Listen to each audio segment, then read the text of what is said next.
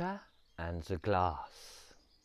In the kingdom of glass, water was a very important resource, and for a long time its people shared it and often fought for it, until one day out of all of them rose the first ruler, King Opportunist.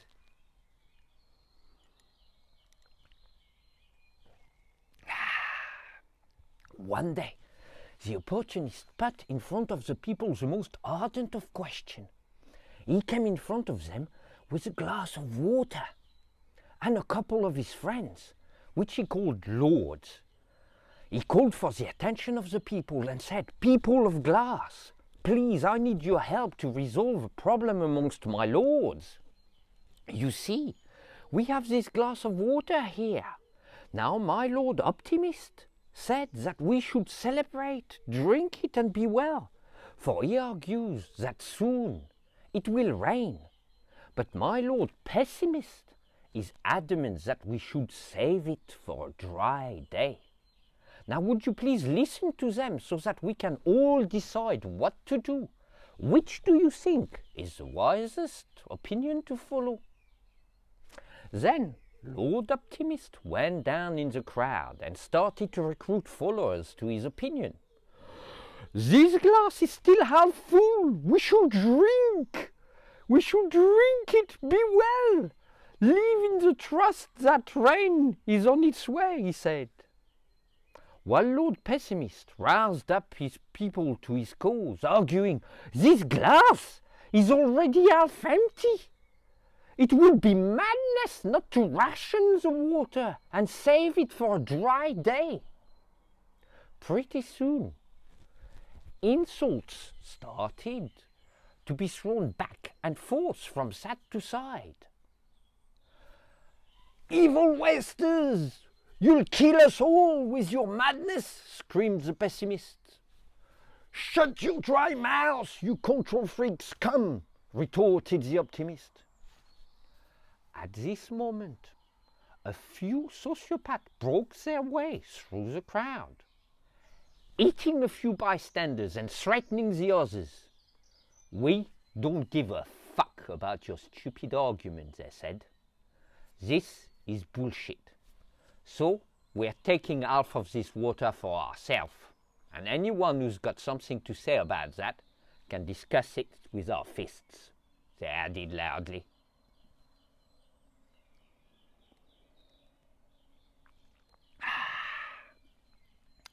The crowd fell silent. While the sociopaths took their share of the water, King Opportunist and his lord struggled to muffle their giggles. Soon enough, the king regained his countenance and declared that the sociopaths were scoundrels and thieves. "This is unacceptable. Whoever is caught stealing water from the glass will have to face the wrath of the king. But for now, we have the gravest of decisions to make, for we cannot live in a chaotic world where this glass is both 3/4 empty and 1/4 full at the same time. So which one is it going to be?" The fight was about to resume when, from the back, the individual called the attention of a few in the crowd. "Please, please, if we may participate," they asked. Also, the individuals stood together. They were an heterogeneous bunch. Amongst them were poets, witches, madmen, artists, fortune-tellers, vagabonds and philosophers. "What now?" retorted the king in an authoritative voice.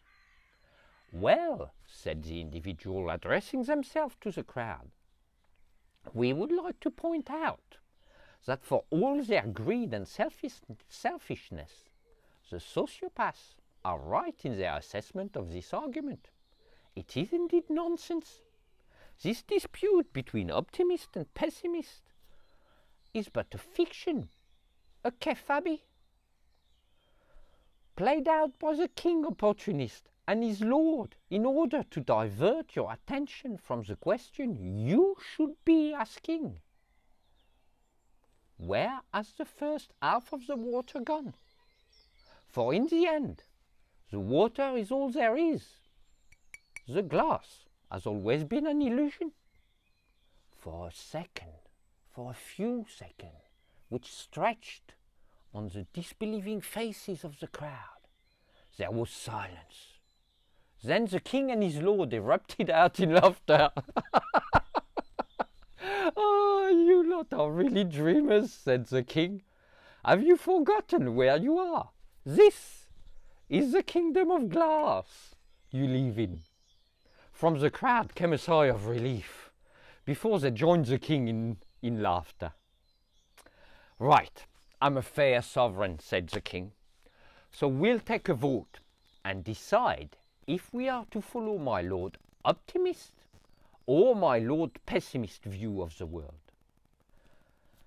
Soon, no doubt, they'll start arguing again and fighting even maybe. The truth, like water, flows. And I don't know the end of this tale, but I can't help thinking that individuals, poets, dreamers, we have a part to play in it. So my dear brothers and sisters, let your voice be heard.